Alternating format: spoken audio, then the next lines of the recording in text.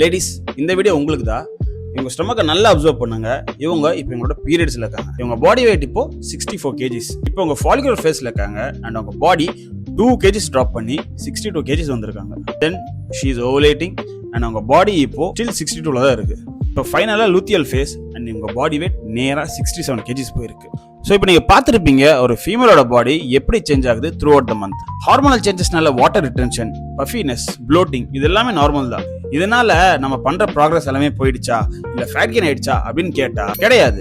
Actually இப்படிதான் நம்ம பாடி respond ஆகும் ஹார்மோனல் சேஞ்சஸ்க்குலாம். இதெல்லாம் நார்மல். வெயிட் ஸ்கேல நம்பர் ஏற மாட்டேங்குது இல்ல அதே நம்பர் தான் காட்டுது, நான் கன்சிஸ்டண்டா இருக்கேன், எனக்கு வெயிட்டே குறையல அப்படின்னு நினைச்சிட்டு இருந்தீங்கன்னா நீங்க எந்த ப்ராக்ரஸும் பண்ணாம இல்ல.